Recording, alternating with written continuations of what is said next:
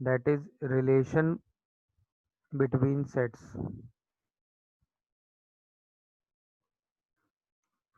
Relation between sets. तो ये जो रिलेशन के बारे में बेसिक चीज़ हमने पढ़ी है, कोई भी दो सेट ए से बी के बीच में अगर हम रिलेशन लिखते हैं तो कोई भी जो रिलेशन होता है वो हमेशा सबसेट होता है ए कार्टेशियन बी का। यहाँ तक तो आपने ये चीज़ कल पढ़ी ली थी। तो रिलेशन में कितने एलिमेंट होते हैं, कितने तरीके का रिलेशन करते हैं, ये सब आप कल के लेक्चर में पढ़ चुके हैं। ठीक है, तो आज के लेक्चर में हम इसके आगे पढ़ेंगे। तो इसके आगे हम बात करने वाले हैं टाइप्स ऑफ रिलेशन की। टाइप्स ऑफ रिलेशन की, इसमें हम तीन तरीके के स्पेसिफिक रिलेशन देखेंगे जिनसे related question JEE main exam में कई बार पूछा गया है। जैसे कोई रिलेशन जो है वो ए क्रॉस ए के मतलब ए से ए के बीच में ही है। मतलब एक रिलेशन हमने लिखा जो रिलेशन सेट ए से सेट ए के बीच में ही है। तो ये जो रिलेशन है ये सबसेट है ए कार्टेशियन ए का। ये जो रिलेशन है किसका सबसेट है, ए कार्टेशियन ए का। तो ये ए से ए के बीच में ही रिलेशन है। मतलब रिलेशन इसको ऐसे भी बोल सकता हूँ मैं कि रिलेशन, क्वेश्चन में ऐसे भी लिखा होता है ऑन सेट ए। ठीक है ना। तो रिलेशन ऑन सेट ए का मतलब हुआ कि ए से ए के बीच में रिलेशन है। तो ऐसे तीन रिलेशन आप पढ़ेंगे। पहला होगा रिफ्लेक्सिव रिलेशन। ठीक है, तो सबसे पहले आप रिफ्लेक्सिव रिलेशन होता क्या है, किसी भी रिलेशन को आप रिफ्लेक्सिव रिलेशन तब बोलेंगे जब ए कॉमा ए जो एलिमेंट होगा ऑर्डर्ड पेयर वो आपके रिलेशन में लाई करेगा, lie on R. For all a lie on set ए, मतलब ए कॉमा ए जो एलिमेंट होगा वो आपके रिलेशन में होगा। फॉर ऑल ए आपके रिलेशन में होगा। मतलब हम अगर किसी रिलेशन को लिखें तो वो रिलेशन रिफ्लेक्सिव तब होगा जब उस रिलेशन को आप लिखेंगे A comma A such that for all A belongs to set ए। मतलब उस रिलेशन में ए कॉमा ए एलिमेंट होना चाहिए जिसके लिए सारे के सारे ए आपके रिलेशन में हो। जैसे अगर हम इसी चीज़ को एग्जांपल वाइज समझें, जैसे एक सेट आपने दिया 1 2 3। ओके, तो आपने एक रिलेशन डिफाइन किया R1 जिसमें आपने एलिमेंट लिखा 1 कॉमा 1, फिर 2 कॉमा 2 एंड 3 कॉमा 3। फिर आपने एक रिलेशन R2 डिफाइन किया जिसको आपने लिखा 1 कॉमा 1, 2 कॉमा 2, 3 कॉमा 3 और इसके साथ एक एक्स्ट्रा एलिमेंट 1 कॉमा 3 भी लिख दिया। तो ये दोनों रिलेशन कैसे हैं, रिफ्लेक्सिव रिलेशन।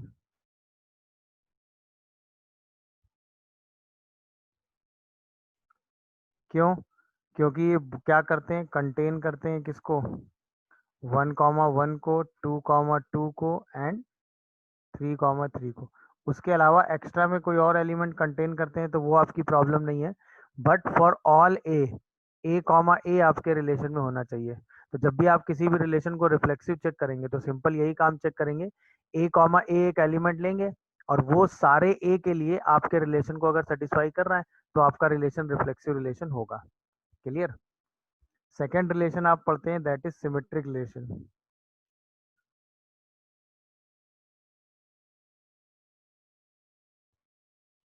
अच्छा, किसी भी रिलेशन को आप सिमेट्रिक रिलेशन तब कहेंगे जब आपने कहा कि कोई भी रिलेशन सिमेट्रिक रिलेशन है, यानी कि अगर ए कॉमा बी एलिमेंट आपके रिलेशन में है तो बी कॉमा ए एलिमेंट भी आपके रिलेशन में होना चाहिए।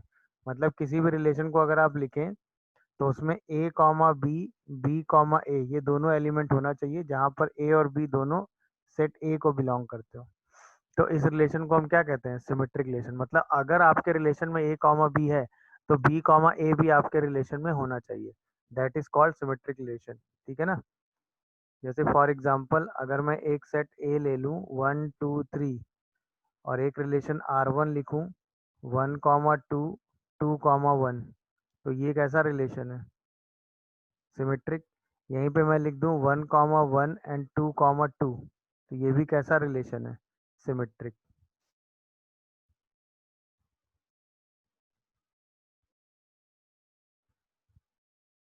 हो गया।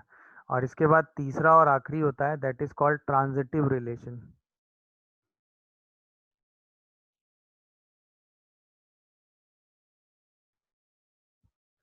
ट्रांजिटिव रिलेशन का सिंपल मतलब होता है कि अगर ए कॉमा बी एलिमेंट आपके रिलेशन में है and b comma c element भी रिलेशन में है, तो फिर आप चेक करेंगे कि ए कॉमा सी एलिमेंट भी रिलेशन में होना चाहिए। सही है ना? मतलब आपका रिलेशन जो है वो अगर ए कॉमा बी कंटेन करता है, बी कॉमा सी कंटेन करता है, तो उसको सी कॉमा ए भी कंटेन करना चाहिए।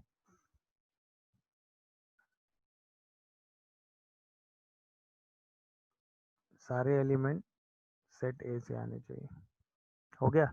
मतलब अगर ए कॉमा बी के साथ बी कॉमा सी है तो ए कॉमा सी एलिमेंट आपके रिलेशन को सेटिस्फाई करना चाहिए, जो भी उसकी डेफिनेशन है। तो वो रिलेशन ट्रांजिटिव रिलेशन होता है for every value of A B and C. जैसे फॉर एग्जांपल अगर हम एक सेट ले लें 1 2 3 और एक रिलेशन लिखें R1 दैट इज 1 2, बस एक रिलेशन लिखें R2 that is 1 2 2 3 and 1 3।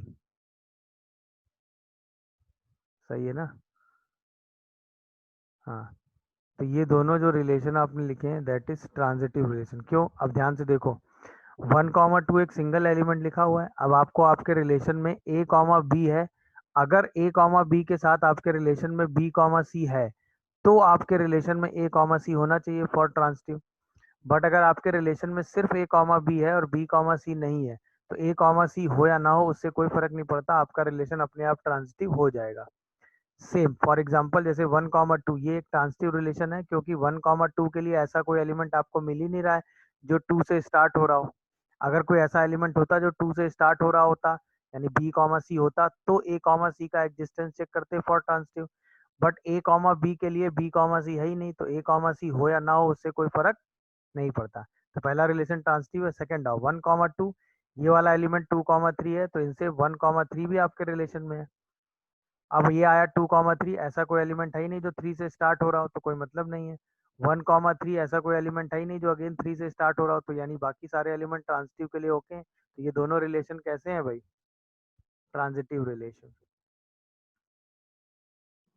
Sir हाँ बेटा। सर जो सिमेट्रिक का जो सेकंड वाला एग्जांपल है वो सर कैसे सिमेट्रिक है जरा बता दीजिए। सिमेट्रिक में क्या है बेटा कि ए कॉमा बी के लिए बी कॉमा ए होना चाहिए। अब यहाँ पे 1 1 है, उसके लिए 1 1 तो हो ही जाएगा ना अगर ए और बी को इंटरचेंज कर दें। सही है ना? Yes sir. जैसे 2 2 के लिए तो 2 2 भी एग्जिस्ट कर ही रहा है, और सेट में आपने पढ़ा है कि एक ही बार एलिमेंट लिखते हैं, तो ये रिलेशन कैसा हो गया? सिमेट्रिक हो गया। सिमेट्रिक। सही है। अच्छा, अब सबसे इम्पोर्टेंट बात, कई बार क्वेश्चन इस पर भी लिख दिया जाता है कि दिस रिलेशन इज इक्विवेलेंस। तो इक्विवेलेंस रिलेशन का मतलब सिंपल हो गया, अगर आपका रिलेशन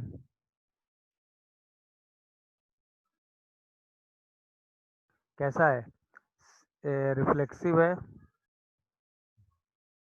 सिमेट्रिक है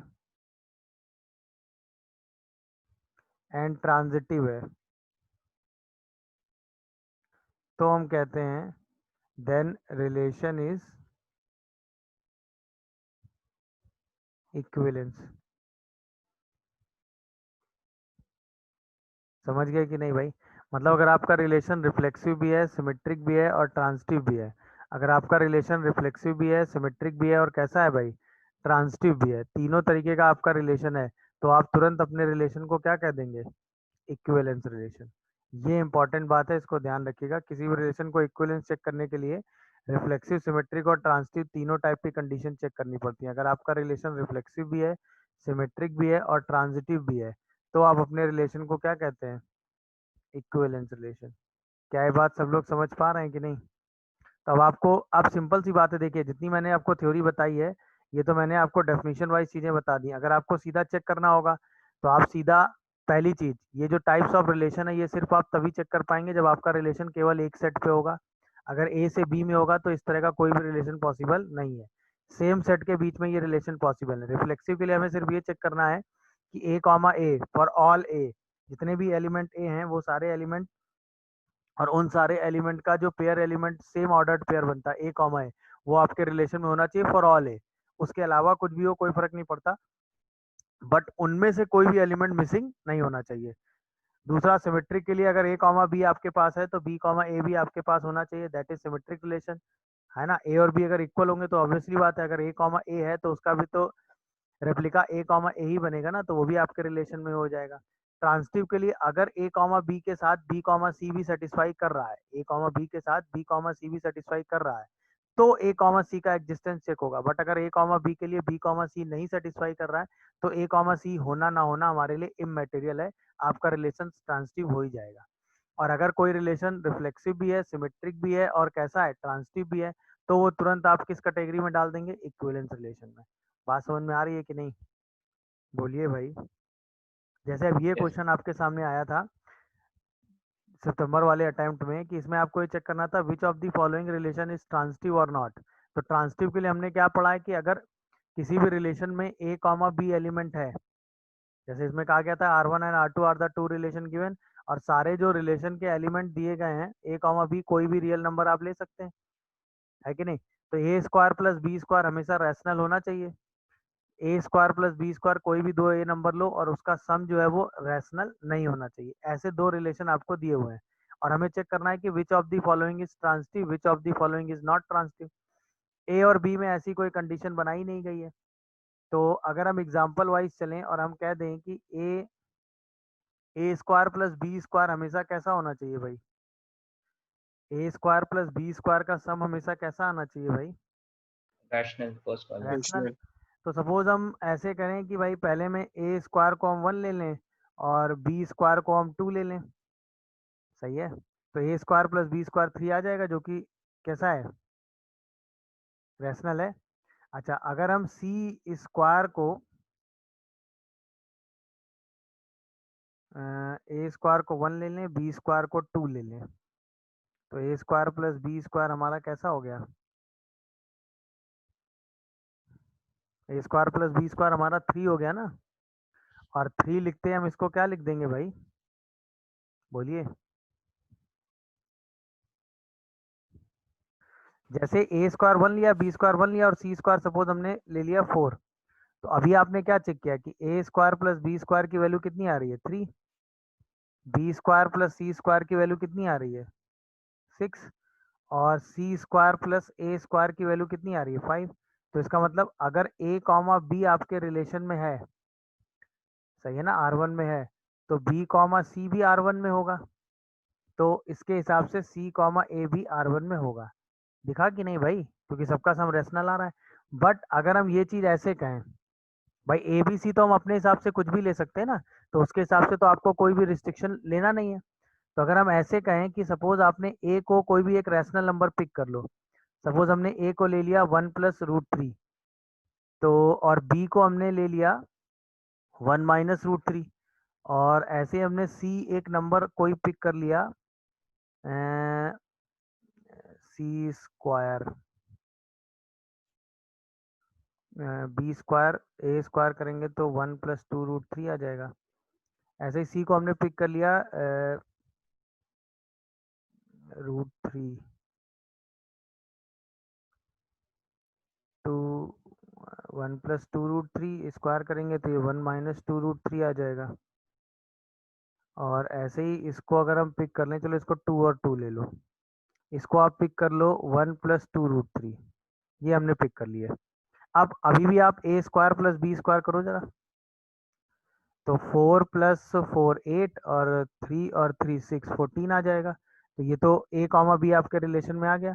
अभी भी आप जरा B square plus C square करो क्विक, तो 4 + 1 5 और 3 + 3 × 12 12 और 3 18 18 + 5 कितना आ जाएगा भैया, 20। देखिए जरा आप ध्यान से, जी 4 सर, 20 + यार। 1 20 आ जाएगा। इसका मतलब ये भी आपके रिलेशन में है। बट जैसे ही आप a square plus C square करोगे, वो कितना आएगा जरा चेक करो, तो वो आ जाएगा आपका 4 + 1 सर वो 5। रिलेशन में नहीं बैठेगा। नहीं नहीं, 4 + 1 5 और 3 और 3 और 4 12 12 3 15 15 5 20 20 + 4√3 आएगा। तो अब हमने क्या ऑब्जर्व किया कि ए कॉमा बी आपके रिलेशन में है, बी कॉमा सी भी आपके रिलेशन में है, बट R1 में है, बट A कॉमा C आपके रिलेशन में नहीं है, तो इसका मतलब R1 रिलेशन तो ट्रांजिटिव नहीं है। क्या ये बात सबको समझ में आ गई कि नहीं? Yes sir. एग्जाम्पल से ऐसे ही R2 रिलेशन के लिए आप एग्जाम्पल फ्रेम कर लोगे कि नहीं? ऐसे ही R2 रिलेशन के लिए एग्जाम्पल फ्रेम कर लो। तो R2 रिलेशन के लिए आप एलिमेंट क्या ले लो, सपोज A को 1 ले लो, B को आप कोई भी ऐसा ही इरेशनल, इसमें तो इरेशनल ही लेना है, तो B को ले लो 3, और तो A square plus B square irrational होने चाहिए ना। तो ऐसा करो, ए स्क्वायर 1 ले लो, बी स्क्वायर को इरेशनल नंबर मान लो √3, और सी स्क्वायर को भी इरेशनल ही लेना है, तो सी स्क्वायर को कोई नंबर 2 ले लो। अब आओ, ए स्क्वायर प्लस बी स्क्वायर करोगे तो 1 प्लस √3 आएगा, जो कि इरेशनल नहीं है, सॉरी मतलब इरेशनल है। ऐसे ही B square plus C square करोगे तो वो √3 प्लस 2 आ जाएगा, जो कि कैसा है भाई, इरेशनल है। But c square plus A square करोगे तो वो कितना आ जाएगा, 3। दिख रहा है कि नहीं सबको, जो कि कैसा आ गया, रैशनल। हाँ या ना भाई? तो इसका मतलब a comma yes B sir. आपके रिलेशन में है, बी कॉमा सी भी आपके रिलेशन में है, बट सी कॉमा ए आपके रिलेशन में नहीं है। तो इसका मतलब ना तो R1 ट्रांजिटिव है और ना ही R2 ट्रांजिटिव है। तो ये चीज आप एग्जांपल से चेक कर सकते हो, क्योंकि इन जनरल रिलेशन आपको दिए हुए ना, यस सर। तो इसमें आप कोई भी एलिमेंट ले सकते हैं, मतलब ऐसा कोई जरूरी नहीं है। तो मैंने आपको जस्ट एक एग्जांपल फ्रेम करके बता दिया, तो उसके हिसाब से आपने चेक कर लिया। चेक करने के लिए थ्योरी सिंपल सी थी कि अगर ए कॉमा बी आपने रिलेशन में लिया है, बी कॉमा सी रिलेशन में लिया है, तो ए कॉमा सी रिलेशन में होना चाहिए। अगर ए कॉमा बी और बी कॉमा सी लेकर ए कॉमा सी रिलेशन में नहीं आ रहा है, तो वो रिलेशन ट्रांजिटिव नहीं है। सिंपल चेक है। अब अगर ए कॉमा बी के लिए बी कॉमा सी नहीं है, तो ए कॉमा सी की चेकिंग से हमें कोई मतलब नहीं है। बट अगर ए कॉमा बी के लिए बी कॉमा सी है, ए कॉमा बी सेटिस्फाई कर रहा है, बी कॉमा सी सेटिस्फाई कर रहा है, तो सी कॉमा ए को सेटिस्फाई करना चाहिए। ये ट्रांजिटिव का सिंपल चेक होता है। जैसे A square plus B square rational आया पहले रिलेशन के लिए, B square plus C square rational आया पहले रिलेशन के लिए, सही है ना। सी स्क्वायर प्लस ए स्क्वायर भी रैशनल आ गया। तो ये सेट ऑफ एलिमेंट जो हम लिखेंगे वो तो ओके है, बट हर पेयर के लिए ओके होना चाहिए ना। तो ऐसे हमने एक दूसरा पेयर सोचा दिमाग में कि 2 प्लस √3, 2 माइनस √3 और 1 प्लस 2 √3। तो A square plus B square किया तो वो तो सम आ गया rational, B square plus C square किया उसका सम भी रैशनल आ गया। बट जैसे हमने ए और सी को ऐड किया, उसका स्क्वायर किया, तो वो इरेशनल आ गया, जो कि रिलेशन में नहीं आया, जबकि वो आना चाहिए। चाहिए। सेम लॉजिक हमने यहाँ लगा दिया कि भाई A square plus B square rational आया, मतलब ए भी रिलेशन में है। B square plus C square irrational आया, मतलब बी सी रिलेशन में है। बट सी स्क्वायर और ए स्क्वायर, बट सी स्क्वायर और ए स्क्वायर रैशनल नहीं आया, रैशनल है। मतलब रैशनल आ गया, इरेशनल नहीं आया, तो इसका मतलब वो रिलेशन में नहीं है। नहीं। That's it. बस ये सिंपल सी चीज हमें चेक करनी थी, इसी कैटेगरी में आ जाएगा। जैसे अगर आप देखो ध्यान से, 3 6 9 12 है क्या भाई, 3 6 9 12 है कि नहीं है? तो 3,3 6,6 9,9 12,12 तो आपके सिस्टम में आ गया, बाकी एलिमेंट से हमें कोई मतलब नहीं है। तो आर रिलेशन क्या हो गया, रिफ्लेक्सिव। रिफ्लेक्सिव तो डन हो गया, सही है। अब ट्रांजिटिव चेक करो, तो ये तो 4 एलिमेंट के लिए कोई मतलब नहीं है। 6,12 के लिए 12,6 होना चाहिए, क्या 12,6 हमें मिल रहा है? नहीं नहीं मिल रहा है। तो इसका मतलब आर रिलेशन क्या नहीं है, सिमेट्रिक। सिमेट्रिक। क्यों नहीं है सिमेट्री की बात समझ में आई? क्योंकि यस। 6,12 आपके रिलेशन में है, बट 12,6 आपके रिलेशन में नहीं है। अब हमें चेक करना है कि ये रिलेशन कैसा है, ट्रांजिटिव है या नहीं है, सही है। तो अब सारे रिलेशन के लिए चेक करो, ए कॉमा बी है, कोई रिलेशन 3 से स्टार्ट हो रहा है, 3,9 हो रहा है। तो अगर हम ऐसे चेक किया करो, 3,3 को अगर 3,9 मिला, तो ए कॉमा बी को बी कॉमा सी मिला, तो ए कॉमा सी भी रिलेशन में होना चाहिए, तो 3,9 रिलेशन में है, ओके हो गया। ऐसे ही 3,3 के लिए 3,12 चेक करेंगे, तो 3,12 भी रिलेशन में है। समझ में आ रहा है कि नहीं भाई? ऐसे जी ही सर। 3,3 के लिए 3,6 चेक करेंगे, तो भी 3,6 रिलेशन में है। तो यानी ये एलिमेंट ओके हो यस। गया। 6,6 के लिए 6 से स्टार्ट होने वाले, तो 6,6 के लिए 6,12 चेक करो, तो 6,12 रिलेशन में है। अच्छा, 9,9 के लिए 9 से तो कोई एलिमेंट स्टार्ट हो नहीं रहा, 12,12 के लिए 12 से कोई एलिमेंट स्टार्ट हो नहीं रहा है। दिख रहा है कि नहीं भाई? Yes sir. 6,12 के लिए कोई एलिमेंट 12 से स्टार्ट हो नहीं रहा है, तो कोई दिक्कत नहीं है। अच्छा, 3,9 के लिए एलिमेंट ये 9 से स्टार्ट हो रहा है, तो 3,9 के लिए 9,9 चेक होगा, तो 3,9 रिलेशन में होना चाहिए। अच्छा, इसके बाद और कोई रिलेशन 9 से स्टार्ट नहीं हो रहा है। अच्छा, ये वाला एलिमेंट वॉइस नहीं आ रही है। 3,12 अभी आ रही है क्या? 3,12 के लिए चेक करोगे तो 3,12 के लिए 12,12 को चेक करो, तो 3,12 12,12 तो 3,12 भी ओके है। और 3,6 के लिए हम चेक करेंगे किसको? 6,12 को, तो 3,12 भी ओके आ रहा है। ठीक है, तो इसका मतलब सारे एलिमेंट के लिए रिफ्लेक्सिव ट्रांजिटिव प्रॉपर्टी वैलिड है। तो यानी ये रिलेशन कैसा है भाई? ट्रांजिटिव। समझ में आया कि नहीं? ये रिलेशन ट्रांजिटिव है, तो इसका मतलब आंसर इसका क्या हो गया? ए। कैसे चेक करते हैं रफली समझ में आ गया सबको? तो इसका मतलब ये रिलेशन रिफ्लेक्सिव भी है, सिमेट्रिक भी है और ट्रांजिटिव भी है। लास्ट वाला जल्दी से चेक करो, क्विक। हाँ भाई, चलिए चेक करते हैं तुरंत।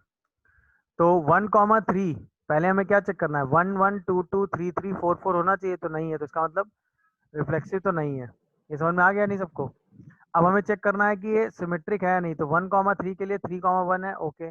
4,2 के लिए 2,4 है, बट 2,3 के लिए 3,2 आपके सिस्टम में नहीं है, तो इसका मतलब आंसर क्या हो गया? ये रिलेशन सिमेट्रिक नहीं है। मेरी बात समझ में आ रही है? ट्रांजिटिव चेक कर सकते हो। 1,3 के लिए 3 से स्टार्ट होने वाला एलिमेंट 3,1 है, तो 1,1 आपके सिस्टम में होना चाहिए, जो कि नहीं है, तो इसका मतलब ये रिलेशन ट्रांजिटिव भी नहीं है, रिफ्लेक्सिव भी नहीं है, फंक्शन भी नहीं है, तो ये कैसा रिलेशन है? सिमेट्रिक भी नहीं है, तो इसका मतलब आंसर क्या हो गया? Not symmetric. क्यों नॉट सिमेट्रिक हो गया? समझ में आ गया? क्योंकि 2,3 जो है वो आपके रिलेशन में है, बट 3,2 आपके रिलेशन में नहीं है, then R is not symmetric. क्या ये बात समझ में आ गई सबको? अब हम स्टार्ट करने जा रहे हैं फंक्शन, अगला चैप्टर। ठीक है ना? तो फंक्शन में सबसे पहले तो इम्पोर्टेंट चीज आती है आपके लिए कि कोई भी फंक्शन जो होता है वो सेट ए से बी के बीच में एक रिलेशन होता है, फ्रॉम ए से बी। तो जो ये ए सेट होता है इसी को हम क्या कह देते हैं? डोमेन। और ये जो बी सेट होता है इसे हम क्या कह देते हैं? कोडोमेन। अगर एक फंक्शन हमने y इक्वल टू एक्स करके बनाया, तो जो x की पॉसिबल वैल्यू है उन्हें हम क्या कहते हैं?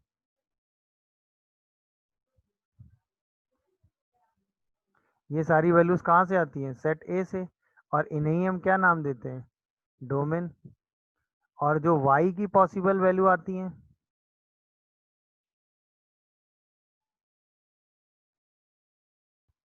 इन्हें इसे हम क्या नाम देते हैं? रेंज। तो y की पॉसिबल वैल्यू हम कैसे कैलकुलेट करते हैं? x को सब्स्टिट्यूट करके। तो अगर किसी क्वेश्चन में आपसे डोमेन पूछा गया है तो x में कमेंट करना है, किसी क्वेश्चन में आपसे रेंज पूछा गया है तो y में कमेंट करना है। ये तो ओके हो गया। अच्छा, जो भी x आएगा वो कहाँ से आएगा? सेट ए से, और सारे a के जितने भी एलिमेंट हैं वो सारे के सारे एलिमेंट डोमेन में लाई करेंगे। सेट बी को आप रेंज नहीं कहते हैं, सेट बी का नाम होता है कोडोमेन। ठीक है ना? बट वाई जो भी आएगा वो हमेशा कोडोमेन में लाई करेगा। ये बेसिक थॉट हो गया। इसके बाद फंक्शंस जो हमें पढ़ने हैं, आज की क्लास में हम सिर्फ उन्हीं फंक्शंस की बात करेंगे जो हमें पढ़ने हैं। तो उसमें सबसे पहला जो फंक्शन आपको पढ़ना है वो है एल्जेब्रिक फंक्शन, जिसमें से सबसे पहला फंक्शन आप पढ़ेंगे पॉलिनोमियल।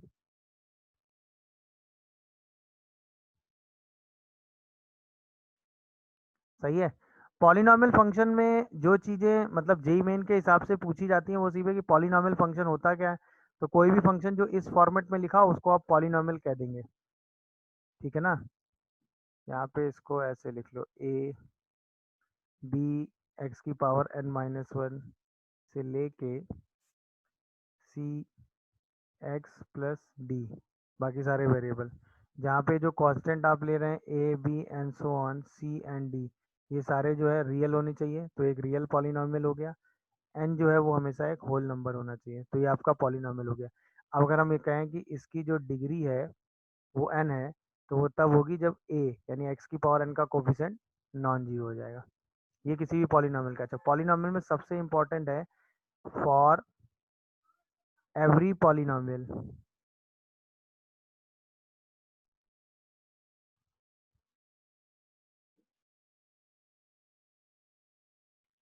ठीक है?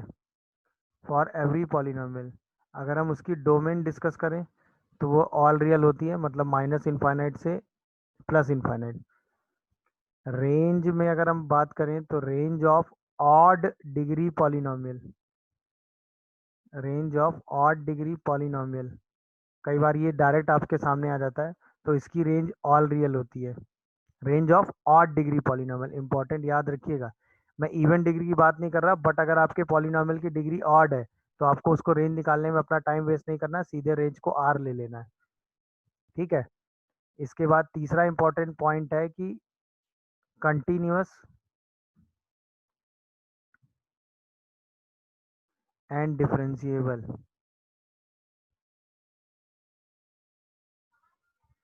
मतलब अगर आपका पॉलिनोमियल है तो वो हमेशा कंटिन्यूअस भी होता है और डिफरेंशिएबल भी होता है। ये तीन चीजें किसी भी पॉलिनोमियल के बारे में आप हमेशा ध्यान रखेंगे, क्योंकि मोस्ट ऑफ द केसेस में इन्हीं तीन में से किसी एक कॉन्सेप्ट से क्वेश्चन फ्रेम हो जाता है। तो पहली चीज, किसी भी पॉलिनोमियल की डोमेन अगर आप निकालेंगे तो हमेशा ऑल रियल होगी, कोई भी पॉलिनोमियल लिखी हो। अगर आप रेंज, ऑड डिग्री पॉलिनोमियल की रेंज के बारे में आपसे डिस्कशन हो रहा है, ऑड डिग्री मतलब उसकी जो डिग्री आ रही है, मैक्सिमम जो टर्म बन रहा है वो ऑड पावर का हो, तो उस पॉलिनोमियल की रेंज आप हमेशा आर ले लेंगे। और अगर आपसे कोई भी पॉलिनोमियल किसी भी क्वेश्चन में इंट्रोड्यूस कराई गई तो वो हमेशा कंटिन्यूअस होती है, वो हमेशा कैसी होती है, कंटिन्यूअस होती है, और हमेशा कैसी होती है, डिफरेंशिएबल होती है। उसके लिए आपको टाइम वेस्ट करने की जरूरत नहीं है। 8 डिग्री पॉलिनोमियल आपके सामने लिखिए तो आप हमेशा उसको कंटिन्यूअस और डिफरेंशिएबल ही लेंगे। 8 डिग्री पॉलिनोमियल आपके सामने लिखिए तो आप उसको हमेशा कंटिन्यूअस और डिफरेंशिएबल लेंगे, इससे ज़्यादा आपको समझने की ज़रूरत नहीं है। इसके बाद अगर आपका एक फंक्शन लिखा हुआ है रूट के अंदर, सही है ना, रूट के अंदर कोई भी फंक्शन जी एक्स लिखा हुआ है, सही है ना, और आपसे कहा गया इसकी डोमेन बताओ, तो इसकी डोमेन में आप वो सारे एक्स लेंगे जिनके लिए g x function greater than or equal to zero होगा। रूट के अंदर कोई भी फंक्शन लिखा है तो उसकी जो डोमेन होगी वो हमेशा वो डोमेन निकलेगी जिसके लिए रूट के अंदर का पार्ट हमेशा कैसा हो जाएगा, पॉजिटिव। मतलब इसकी डोमेन के लिए आप क्या करेंगे, रूट के अंदर की वैल्यू को ऑलवेज कैसा बनाएंगे भाई, पॉजिटिव। सही है। ये कॉन्सेप्ट इंपॉर्टेंट है, इस पर बेस क्वेश्चन कई बार आपसे पूछे जाते हैं। जैसे अगर हम एग्जांपल की बात करें कि एफ एक्स फंक्शन आपको दे दिया गया x into x plus one upon x minus to, और आपसे पूछा गया फाइंड डोमेन, सही है, तो आप सीधे क्या कहेंगे, x into x plus one upon x minus to, ये ऑलवेज पॉजिटिव होना चाहिए, और सीधा वेवी कर्व लगा के इसको सॉल्व कर देंगे। तो वेवी कर्व के हिसाब से 3 पॉइंट आएंगे, this is 2, 0 and minus one, plus minus, और हमें कौन सा साइन लेना है, पॉजिटिव वाला, तो हमारा आंसर आएगा x लाइज बिटवीन -1 से 0 यूनियन 2 से इनफाइनाइट, यही हमारे लिए डोमेन का आंसर आ जाएगा। क्लियर हुआ। तो जब भी रूट के अंदर कोई भी फंक्शन है और आपको उसकी डोमेन निकालनी है तो वो रूट के अंदर के पूरे पोर्शन को आप पॉजिटिव करेंगे, इस इनइक्वलिटी को सॉल्व करके आप अपना आंसर दे देंगे, तो वहीं से आपका डोमेन निकल आएगा। अब ये फंक्शन कुछ भी हो कोई फर्क नहीं पड़ता। क्लियर हुआ कि नहीं भाई, हाँ या ना। यस। अच्छा, पॉलिनॉमियल के बाद जैसे आपको ऐसे भी फंक्शंस पूछ सकते हैं, जैसे आपको एक फंक्शन दे दिया गया x square minus 3x plus two upon x square minus 4, और आपसे कहा गया इसकी डोमेन बताओ। तो अब देखिए ध्यान से, ये तो पूरा पॉलिनॉमियल है, ये भी एक पॉलिनॉमियल है, तो डोमेन के हिसाब से जो डिनोमिनेटर की पॉलिनॉमियल है वो जीरो नहीं होनी चाहिए, हाँ या ना। इसका मतलब जी सर। कॉन्सेप्ट, इसका मतलब कॉन्सेप्ट क्या था कि अगर हम 1/f(x) की बात करें, अगर हम किसकी बात करें, 1/f(x) की, मतलब हम डोमेन डिस्कस करें 1/f(x) की, सही है, where f(x) is polynomial,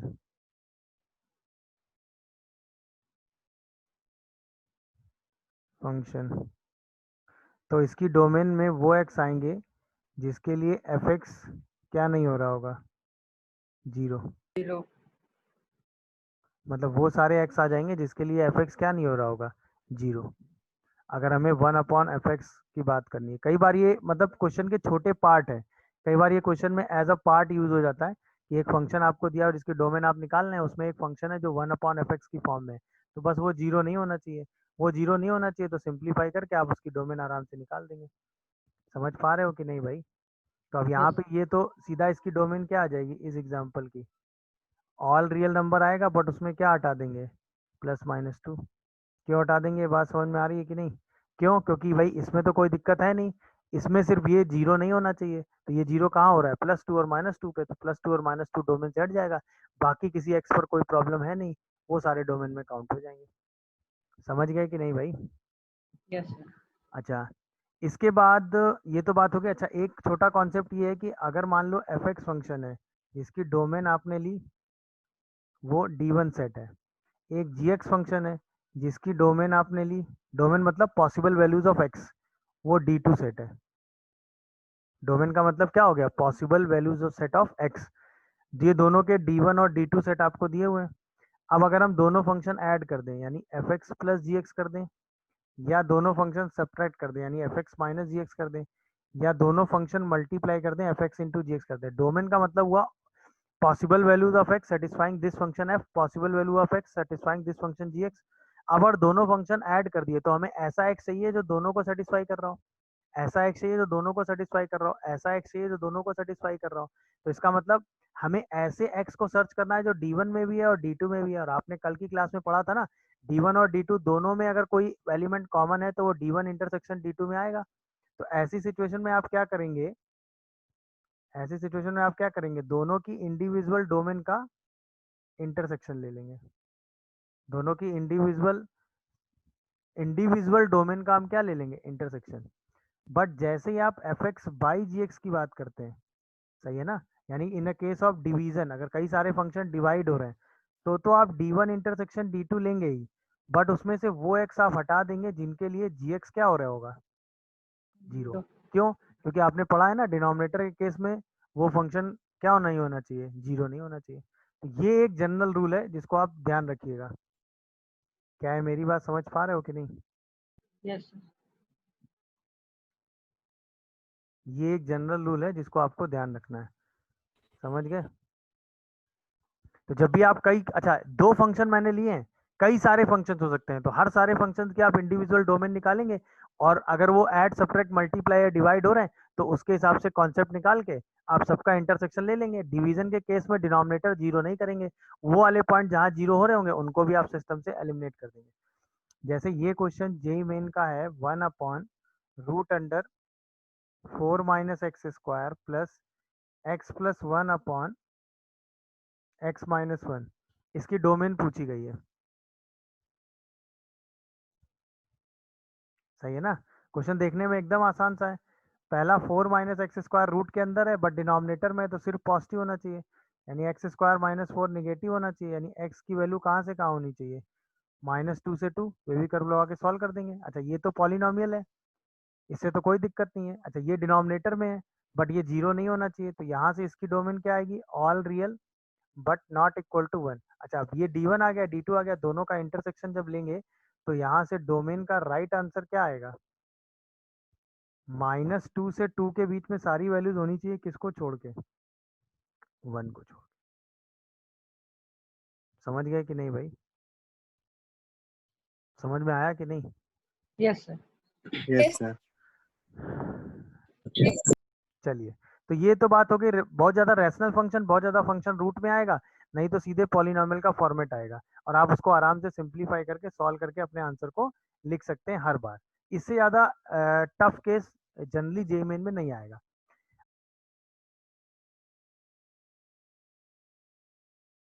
positive values पे ऑपरेट होता है, हमेशा किस पे ऑपरेट होता है, पॉजिटिव वैल्यूज पे। तो एक्स हमेशा कैसा होना चाहिए, पॉजिटिव, उसका बेस हमेशा कैसा होना चाहिए भाई, पॉजिटिव, और उसका बेस क्या 1 नहीं होना चाहिए। ये किसी भी लॉग फंक्शन के बारे में बेसिक बात हो गई। लॉग फंक्शन के जब आप ग्राफ देखते हैं तो बेस के हिसाब से लॉग फंक्शन के दो ग्राफ बनते हैं, इनका भी यूज कई बार कई जगह होता है। एक ग्राफ ऐसे बनता है जहाँ पर बेस की वैल्यू 1 से बड़ी होती है, और एक लॉग का ग्राफ आप पढ़ते हैं तो ग्राफ डिक्रीजिंग ग्राफ होता है जहाँ पर बेस की वैल्यू 0 से 1 के बीच में होती है। ये ध्यान रखिएगा, लॉग के दो ग्राफ आते हैं, एक ग्राफ बेस जब 1 से बड़ा होता है और एक ग्राफ जब बेस 0 से 1 के बीच में होता है। जब बेस 1 से बड़ा होता है तो ये ग्राफ कैसा होता है, इंक्रीजिंग, और जब बेस 1 से छोटा होता है तो ये ग्राफ कैसा होता है, डिक्रीजिंग। ये दोनों नेचर वाइज याद रखिएगा। ये मैं इसलिए बता रहा हूँ, क्यों? क्योंकि अगर आपको लॉग में दो क्वांटिटी आपस में कंपेयर करनी है तो वो बेस के हिसाब से ही कंपेयर करते हैं आप। जैसे log a बेस x1 को log a बेस x2 से कंपेयर करना है, तो इसका मतलब अगर आपने बेस को 1 से बड़ा लिया है तो x1 और x2 में सेम इनइक्वलिटी साइन आ जाएगा। बट अगर आपने बेस को 0 से 1 के बीच में लिया है तो x1 और x2 के बीच का इनइक्वलिटी साइन क्या हो जाएगा, चेंज। मेरी बात समझ में आ रही है? और ये जो x1 x2 है वो हमेशा 0 से तो ग्रेटर रहेंगे ही। ये आउटपुट हमेशा ध्यान रखिएगा इनइक्वलिटी का, ये बहुत इंपॉर्टेंट रिजल्ट है लॉग में जब हम इनइक्वलिटी कंपेयर करते हैं उसके लिए। समझ में आया? और ये ग्राफ से ही आपने एनालिसिस करके निकाला है। क्यों? अगर बेस 1 से बड़ा है तो इंक्रीजिंग ग्राफ होता है, बेस अगर 0 से 1 के बीच में है, बेस अगर 0 से 1 के बीच में है तो आपका ग्राफ कैसा हो जाता है, डिक्रीजिंग ग्राफ हो जाता है। तो ये जो इनइक्वलिटी साइन ग्रेटर आ रहा है वो लेस हो जाता है। बट जो लॉग के अंदर की क्वांटिटी है वो हमेशा पॉजिटिव होनी चाहिए, तो उसको आप हमेशा ध्यान रखेंगे।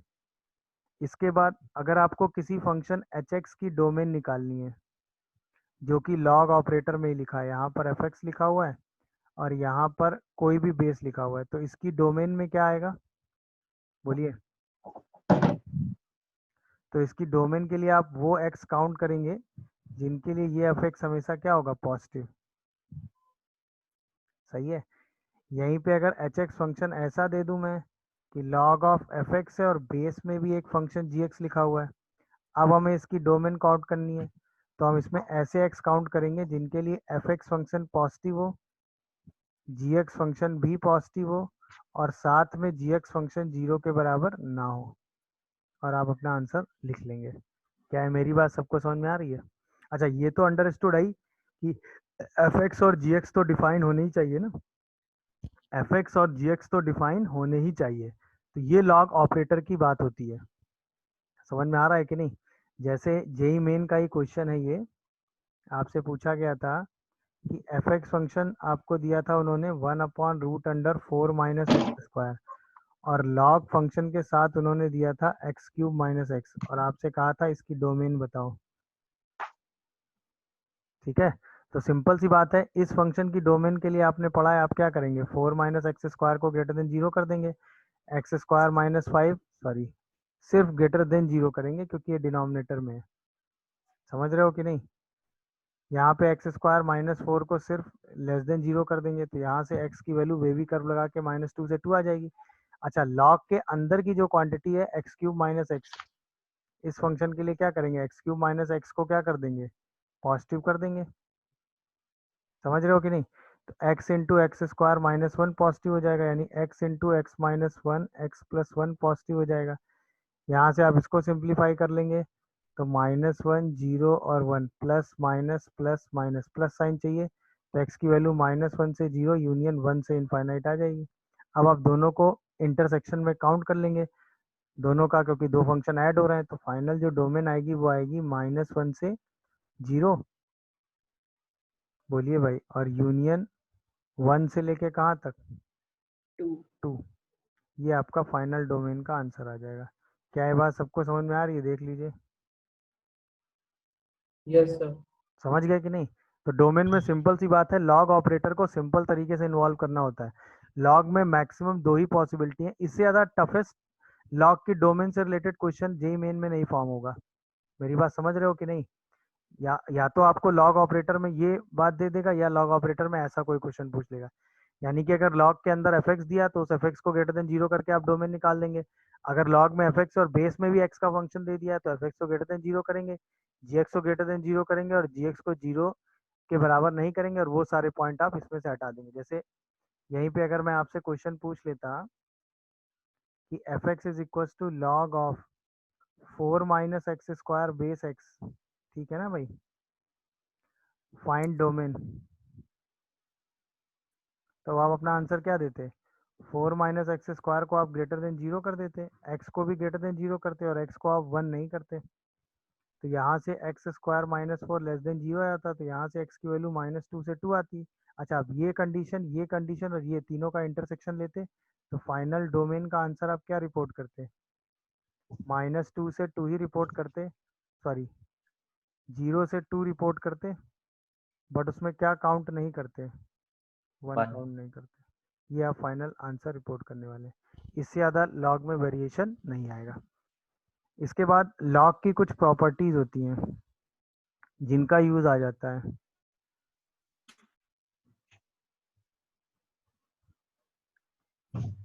सही है, तो उन प्रॉपर्टीज को आप अलग से समझ लीजिए।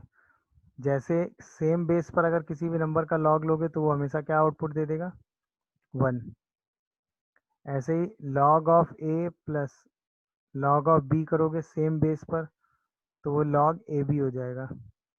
मेरी बात समझ ली, जहाँ पे हम लॉग का बेस नहीं लगाएंगे वहाँ पे आप उस बेस को ई ले लेना। ठीक है, ई को आप एल एन भी लिख सकते हो।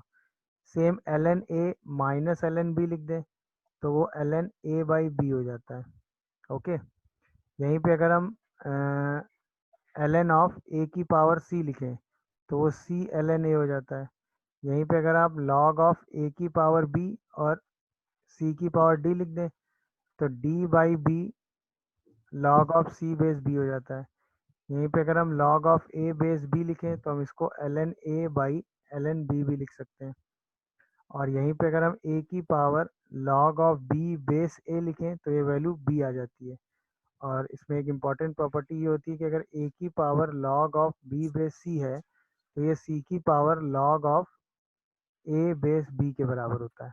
ये log की इम्पॉर्टेंट प्रॉपर्टीज़ हैं जिनको आपको ध्यान रखना है। सही है, जिसमें ये वाली प्रॉपर्टी थोड़ी इम्पॉर्टेंट है, ये वाली प्रॉपर्टी का भी यूज़ बहुत होता है। ये सारी प्रॉपर्टीज़ आपको ध्यान रखनी है। सही है, इसको ध्यान रखने का तरीका, ये ए और ए सेम है तो सीधा बी आंसर आ जाता है। इसको ध्यान रखने का तरीका क्या है, ये ए और ये बी है तो सीधा वैल्यू ये आ जाती है। क्या ये बात सबको समझ में आ रही है? देख लीजिए आराम से। क्वेश्चन समझ में आया कि नहीं भाई? आपसे मैंने इसकी वैल्यू पूछी थी, ये क्या था, 0.16 लॉग ऑफ 2.5 बेस। ये तो जीपी का सम था तो जीपी का सम ए अपॉन 1 माइनस आर लगा दिया आपने 1/3 अपॉन 1 माइनस 1/3 करके। तो जैसे आपने ए अपॉन 1 माइनस आर बताया 1/2 आ गया। अच्छा, अब हमें क्या करना है, इस वाली प्रॉपर्टी को दिमाग में सोचना है कि यहाँ पे अगर ये दोनों बेस सेम हो जाए तो सीधा आंसर हम बी लिख देंगे। यानी ये बेस 25/10 लिखा और ये 16/100 लिखा है, दोनों को कनेक्ट करने की कोशिश करेंगे तो इस 16/100 को हम 4/10 का स्क्वायर लिख देंगे और इस 25/10 को हम 5/2 लिख देंगे। जैसे हम इसको 4/10 लिखेंगे तो इसको सिंप्लीफाई करेंगे तो ये तो 2/5 यानी 5/2 की पावर -2 बन जाएगा। और ये -2 उठा के इस पावर में ले जाएंगे तो ये पावर 4 बना देगा। अब ये 5/2 सेम हो गए तो ये a की power log of b base c हो गया, सीधा आंसर c यहाँ लिख देंगे उठा के। समझ में आया तरीका कि नहीं? तो यस सर। लॉग में प्रॉपर्टी वाइज इससे ज़्यादा यूज़ नहीं आता, डोमेन में इससे ज़्यादा यूज़ नहीं आता। तो लॉग ऑपरेटर में, अच्छा लॉग ऑपरेटर में ये ग्राफ ध्यान रखिएगा, जब बेस 1 से बड़ा होता है तो ग्राफ इंक्रीजिंग बनता है, जब बेस 1 से छोटा होता है तो ग्राफ कैसा बनता है, डिक्रीजिंग। और ये इनइक्वलिटी का कंपेरिजन ध्यान रखिएगा क्योंकि इससे रिलेटेड क्वेश्चन पूछा जाता है। जैसे इससे रिलेटेड एक क्वेश्चन ये पूछा गया है, find domain fx is equals to root under log of 5x minus x square 0.3 base 5x minus x square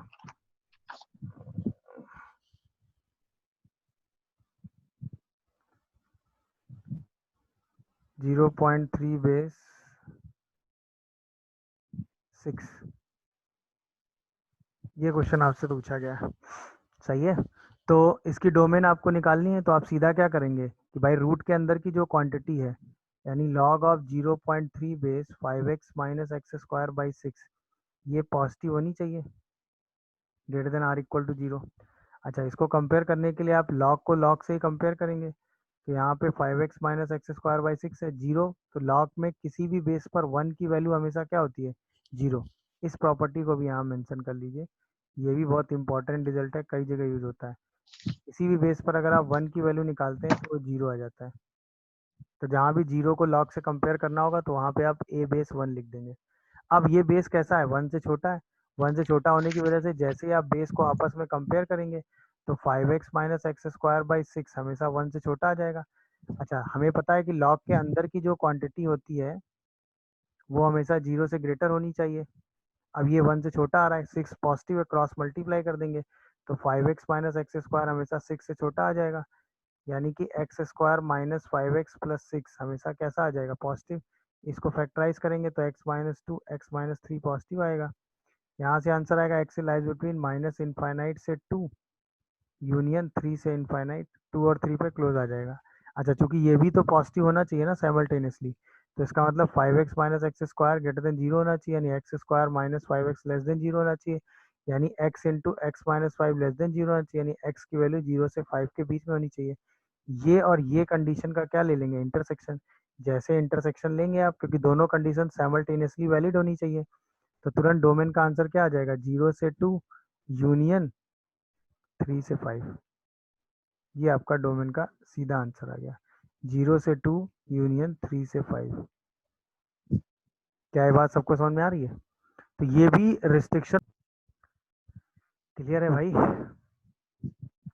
चलिए, लॉग ऑपरेटर के बाद सर अगला जो फंक्शन आता है वो आता है मॉडुलस फंक्शन, जो इम्पोर्टेंट है।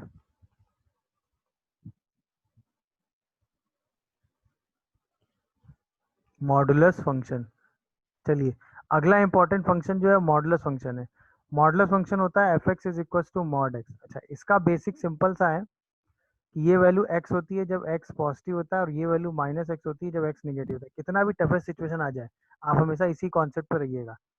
यानी कि अगर हम इसको किसी पॉइंट ए पर ओपन करना चाहते हैं तो सिंपल यही बात करेंगे, अगर हम x माइनस ए को पॉजिटिव ले लेंगे तो ये प्लस का ओपन हो जाएगा, और अगर हम x माइनस ए को नेगेटिव ओपन ले लेंगे तो ये माइनस का ओपन हो जाएगा, क्योंकि ये एब्सोल्यूट वैल्यू है हमेशा।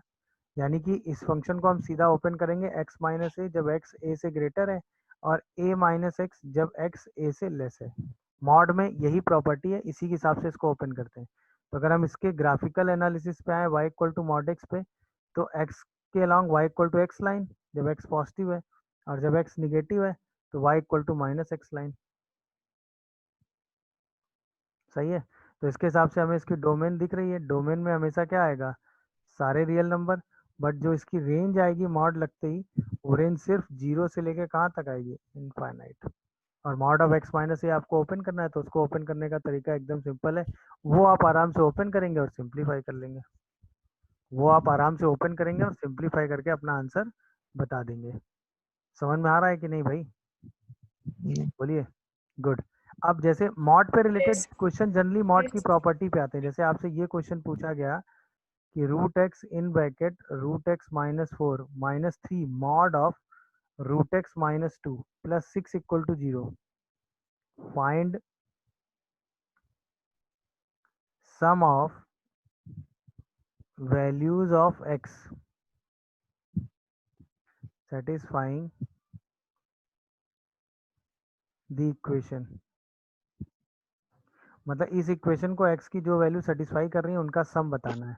तो ऑब्वियसली अब यहाँ पे मॉड आ गया, और मॉड मैंने आपको बताया, मॉड को ओपन करने का तरीका सिंपल है। अगर अंदर की क्वांटिटी पॉजिटिव है तो ये प्लस में ओपन होगा, अंदर की क्वांटिटी निगेटिव है तो ये माइनस में ओपन होगा। बस यही काम आपको इस क्वेश्चन में करना था।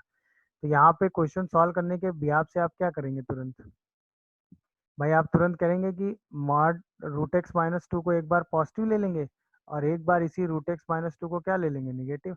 जैसे आप पॉजिटिव लेंगे तो रूट एक्स का whole square minus four root x minus three root x plus six equal to zero आएगा। यहाँ से आप तुरंत रूट एक्स को क्या मान लेंगे, कोई भी कांस्टेंट के मान लेंगे, तो k square minus seven k plus 12 zero आएगा। यहाँ से दो फैक्टर आ जाएंगे, k minus three k minus four equal to zero. अच्छा, के क्या है, रूट एक्स, तो रूट एक्स की वैल्यू एक बार थ्री आएगी, रूट एक्स की वैल्यू फोर आएगी, यानी यहाँ से एक्स की वैल्यू क्या आएगी, 9 एंड 16। अच्छा, ये पॉसिबल है क्योंकि दोनों में रूट एक्स कैसा है, टू से बड़ा होना चाहिए। रूट एक्स थ्री आ रहा है, रूट एक्स फोर आ रहा है, तो यानी दोनों आंसर पॉसिबल है, क्योंकि ये दोनों आंसर किससे ग्रेटर है, टू से। अगली बार जब आप इसको क्या लेंगे, माइनस टू से लेस ले लेंगे, अगली बार जब इसको आप क्या लेंगे, माइनस टू से लेस ले लेंगे, तो जो ये मॉड ओपन होगा ये कैसा ओपन हो जाएगा, निगेटिव। अब जो रिजल्ट आएगा वो आएगा रूट एक्स का whole square minus four root x plus three root x minus six plus six equal to zero. अब आप तुरंत यहाँ रूट एक्स को के की तरह ट्रीट करेंगे तो के स्क्वायर माइनस के जीरो आ जाएगा। यहाँ से के की दो वैल्यू आ जाएंगी, जीरो, और यहाँ से के की दो वैल्यू आ जाएंगी, क्या क्या, जीरो और वन। और यही के आपका टू से छोटा, रूट एक्स टू से छोटा होना चाहिए, यानी के टू से छोटा होना चाहिए। इसका मतलब जीरो और टू दोनों काउंट हो जाएंगे। तो यहाँ एक बार रूट एक्स को 0 लेंगे तो एक्स 0 आ जाएगा, एक बार रूट एक्स को 1 लेंगे तो एक्स 1 आ जाएगा। तो एक्स की पॉसिबल वैल्यूज क्या आ गई? तो सम ऑफ वैल्यूज तुरंत आप क्या देंगे? 9 प्लस 16 प्लस 1 प्लस 0, तो आपका आंसर तुरंत क्या आ जाएगा? 26। यही आपका पॉसिबल सम का आंसर हो गया। तो इसमें सिर्फ आपने इस ऑपरेटर को कैसे ओपन किया इसका यूज था। तो जहाँ ये पॉजिटिव था वहाँ पे आपने मॉड को पॉजिटिव ओपन किया, जहाँ ये निगेटिव था वहाँ पे आपने मॉड को निगेटिव ओपन किया, और सीधा सिंप्लीफाई करके आपने अपने आंसर को लिख लिया है। बस इससे ज़्यादा मॉड का यूज नहीं आएगा आपको। समझ में आया कि नहीं? अच्छा, इसके बाद मॉड की कुछ प्रॉपर्टीज होती हैं, उनको भी आप देख लीजिए, उससे रिलेटेड क्वेश्चन बन सकते हैं।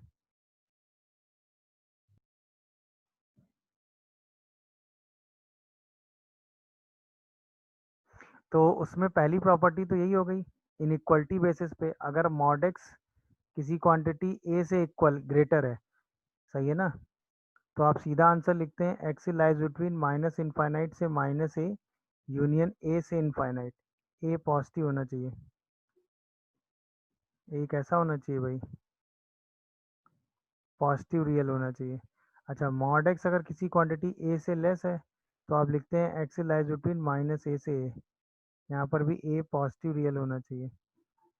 और अगर मॉड एक्स किसी क्वांटिटी ए के बराबर है तो भी आप लिखते हैं एक्स की वैल्यू किसके बराबर है? प्लस ए और माइनस ए के। ए हमेशा पॉजिटिव रियल होना चाहिए। तो ये सीधा रिजल्ट आप लिख देते हैं। अब जैसे कहीं क्वेश्चन में आ जाए mod x is greater then 3, तो आपको सोचना नहीं है, सीधा आंसर क्या लिख लेना है? माइनस इनफाइनाइट से -3 यूनियन 3 से इनफाइनाइट। जैसे कहीं आ जाए mod x is less than 5, तो आपको सीधा आंसर लिख देना एक्स लाइज बिटवीन -5 से 5। ये डायरेक्ट इनइक्वलिटी के रिजल्ट हैं, कई बार डायरेक्ट इनइक्वलिटी के क्वेश्चन में यूज हो जाते हैं। जैसे कहीं पे आ जाए मॉड एक्स इज 7, तो आपको सीधा आंसर लिखना है एक्स को +-7। समझ गए कि नहीं? अब अगर यहीं पे होता mod x is greater then -3, तो आप सीधे रियल नंबर ले लेते, क्योंकि तो पॉजिटिव है, पॉजिटिव क्वांटिटी हमेशा नेगेटिव क्वांटिटी से बड़ी होगी। मॉड एक्स लेस देन -5 आ जाता, तो मॉड एक्स कभी किसी नेगेटिव क्वांटिटी से छोटा हो नहीं सकता। क्यों? क्योंकि मॉड एक्स हमेशा पॉजिटिव होता है। तो यहाँ से आंसर आप क्या लिख देते? ऐसा कोई एक्स पॉसिबल है ही नहीं, तो यहाँ से आंसर क्या लिखते? 5। अब यहीं पे मॉड एक्स अगर -3 के बराबर आ गया तो पॉजिटिव क्वांटिटी कभी नेगेटिव क्वांटिटी के बराबर नहीं हो सकती, तो भी यहाँ से आंसर क्या आ जाता? 5। समझ में आया? तो ये इनइक्वलिटी रिजल्ट आप डायरेक्ट लिख सकते हैं। अच्छा, अब डायरेक्ट में जैसे अब यहीं पे क्वेश्चन आ जाता, कल की क्लास में क्वेश्चन था ना जिसमें आप इनइक्वलिटी सॉल्व की थी, mod of x-2 greater than or equal to 5 आ जाए, तो अब x की जगह क्या लिखा हुआ है मॉड के अंदर? x-3, तो अभी इनइक्वलिटी x-3 में लगा दो। तो x-3 की वैल्यू या तो 5 से ग्रेटर होगी, या फिर x-3 की वैल्यू जो है वो -5 से लेस होगी, क्योंकि माइनस या तो a से ग्रेटर या -a से लेस, यानी x या तो 8 से बड़ा होगा या फिर x जो है वो -2 से छोटा होगा। तो फाइनल x का आंसर आप क्या लिखेंगे? माइनस इनफाइनाइट से -2 यूनियन 8 से लेके इनफाइनाइट तक। ये भी वेरिएशन पॉसिबल है। अब इसके अंदर कोई भी x की जगह कोई भी फंक्शन आप ले सकते हैं, तो उसमें भी सेम वेरिएशन लगा के आप सीधे सीधे को सिंप्लीफाई करते चले जाएंगे। जैसे अब यहीं पे आ जाए mod of x-5 equal to 7 है, x की वैल्यू क्या होगी? तो तुरंत आप क्या लिखेंगे? x-5 की वैल्यू या तो 7 होगी, या x-5 की वैल्यू क्या होगी? -7। तो x को या तो आप 12 लेंगे, या आप x को क्या ले लेंगे? -2। तो x के दो आंसर आपके सामने आ जाएंगे, 12 एंड -2। मॉड में इससे ज़्यादा बड़ा वेरिएशन नहीं आएगा। या तो आपसे हार्डली इनइक्वलिटी सॉल्व करा लेगा, या तो आपसे इक्वलिटी सॉल्व करा लेगा, उसको आप आराम से सिंप्लीफाई करके लिख देंगे। इसके बाद a बाई बी का अगर आप मॉड ले रहे हैं तो वो mod a by mod b होता है। ये तो अंडरस्टूड है कि b 0 नहीं होना चाहिए, और a और b सारे रियल नंबर होते हैं। यहीं पे अगर दो क्वांटिटी मल्टीप्लाई फिर आप मॉड ले रहे हैं तो mod a into mod b हो जाता है। सही है। और लास्ट, अगर आप mod of a plus minus b कर रहे हैं तो वो हमेशा mod a plus mod b से छोटा होता है, और हमेशा mod of a minus mod of b से ग्रेटर होता है। ये 3 रिजल्ट हैं जो भी फंक्शनल बैलेंसिंग में कहीं कहीं यूज हो जाते हैं। मतलब इस रिजल्ट पे डायरेक्ट क्वेश्चन नहीं आता, बट हाँ किसी फंक्शन में अगर मॉड लगा है तो उसको ब्रेक करने के लिए आप ऐसी सिचुएशन में उसको ब्रेक करके सिंप्लीफाई करके चीज़ों को सोच सकते हैं। ये है सिचुएशन। क्लियर। इसके बाद एक चीज और मैं आपको समझा देता हूँ, जैसे ये क्वेश्चन अगर आपके सामने कहीं आ जाए, find domain of f x is equal to root under mod of x minus two minus mod of x minus 5, ये क्वेश्चन आपके सामने आया, 2 टाइम्स ऑफ x माइनस 5, और आपको इसकी डोमेन बतानी है। तो डोमेन के लिए आपने तरीका सिंपल पढ़ा है कि डोमेन आप कैसे निकालते हो, कि भाई रूट के अंदर की जो क्वांटिटी होती है वो always greater than or equal to 0 होनी चाहिए, हाँ या ना। तो ऐसी सिचुएशन में अब आप क्या करो, मॉड को भाई ये मॉड 2 के अबाउट ओपन होगा, ये मॉड 5 के अबाउट ओपन होगा, तो या तो 2 और 5 के अबाउट मॉड को ओपन करो, या बेस्ट तरीका क्या है कि इसको ऐसे लिख दो, अब दोनों क्वांटिटी पॉजिटिव है, जब इनइक्वलिटी के लेफ्ट और राइट में सेम साइन की क्वांटिटी होंगी तो आप स्क्वायर ओपन कर सकते हैं।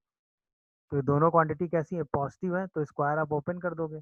मतलब ये रिजल्ट मैं ये बता रहा हूँ कि अगर ए बी से ग्रेटर है, सही है ना, और ए और बी दोनों पॉजिटिव है, तो आप लिख सकते हो कि ए स्क्वायर बी स्क्वायर से बड़ा होगा।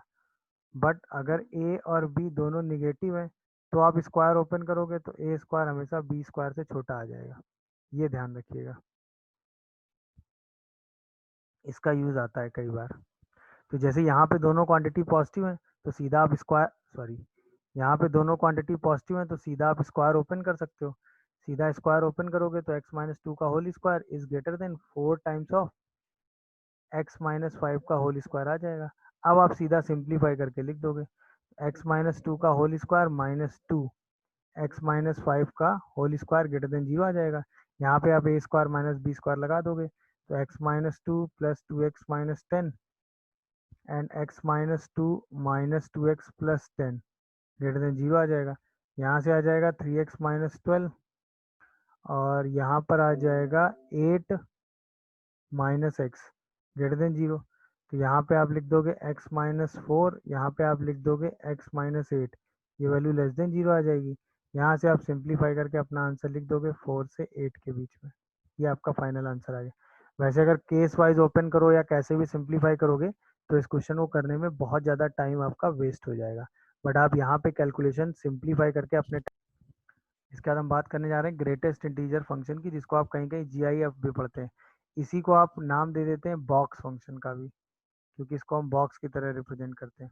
अच्छा, इसका मतलब होता है f x is equal to box of x. इसका लॉजिक सिंपल समझ लीजिए, ये क्या करता है, एक्स से लेस जितने भी इंटीजर्स होते हैं उनमें जो सबसे ग्रेटेस्ट इंटीजर होता है उसको रिपोर्ट करता है। मतलब अगर हम एक्स की वैल्यू दो कंजिक्यूटिव इंटीजर n से n+1 के बीच में ले लें, तो अगर आप उसका बॉक्स निकालते हैं तो वो हमेशा n आएगा। क्यों? अगर n और n+1 दो कंजिक्यूटिव इंटीजर हैं तो ग्रेटेस्ट इंटीजर क्या देगा, इसके बीच में कोई भी नंबर आपने ले लिया है ना, तो उससे लेस जितने भी इंटीजर आप लिखेंगे उन सब में सबसे ग्रेटेस्ट इंटीजर क्या आएगा, n आएगा। तो इसीलिए ग्रेटेस्ट इंटीजर हमेशा क्या रिपोर्ट करता है, n, अगर आपका नंबर दो कॉन्जिक्यूटिव n से n+1 के बीच में है। समझ में आया? जैसे एग्जांपल वाइज 3.7 का अगर आप बॉक्स निकालते हो 3 आता है, सही है। ऐसे ही -3.7 का बॉक्स निकालते हैं तो वो -4 आता है, क्योंकि -3.7 किसके बीच में लाई करता है, वो -4 से -3 के बीच में, तो ये रिजल्ट आ जाता है। और 3.7 किसके बीच में लाई करता है, 3 से 4 के बीच में, तो ये रिजल्ट आ जाता है। तो बॉक्स के बारे में ये चीज़ हमेशा ध्यान रखिएगा, ये बहुत इंपॉर्टेंट रिजल्ट है कि अगर x n से n+1 के बीच में है तो बॉक्स ऑफ x की वैल्यू हमेशा क्या होती है, n।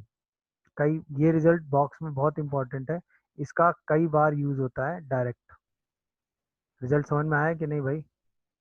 तो देखने से तो पता चल गया ना कि बॉक्स ऑफ एक्स फंक्शन की जो डोमेन आ रही है वो तो सारे रियल नंबर आ रही है, कोई दिक्कत नहीं, बट जो इसकी रेंज आ रही है, रेंज में सिर्फ आई आ रहा है कि नहीं, सिर्फ इंटीजर आ रहा है कि नहीं, क्योंकि सिर्फ इंटीजर ही आउटपुट आपको मिलेगा। समझ गए कि नहीं भाई? तो अगर मैं बॉक्स फंक्शन के ग्राफ की बात करूं तो ग्राफ में सिंपल सा थॉट है कि अगर मैं x को 0 से 1 लूं तो वो 0 आउटपुट देगा हमेशा। जैसे ही मैं 1 पे पहुंचूंगा तो 1 पे उसका आउटपुट कितना आ जाएगा, 1, क्योंकि 1 का बॉक्स कितना होगा, 1। 1 से 2 के बीच में उसका आउटपुट हमेशा क्या आएगा, 1। जैसे मैं 2 पे पहुंचूंगा आउटपुट कितना आ जाएगा, 2। 2 से 3 में उसका आउटपुट हमेशा क्या आएगा, ये इस फंक्शन के ग्राफ को दिखाते हैं। ऐसे ही -1 से 0 के बीच में उसका आउटपुट हमेशा क्या आएगा, -1। -2 से 0 के बीच में उसका आउटपुट हमेशा क्या आएगा, -2, एंड सो ऑन। क्लियर है? चलिए अब इसकी प्रॉपर्टी हम नेक्स्ट क्लास में पढ़ेंगे।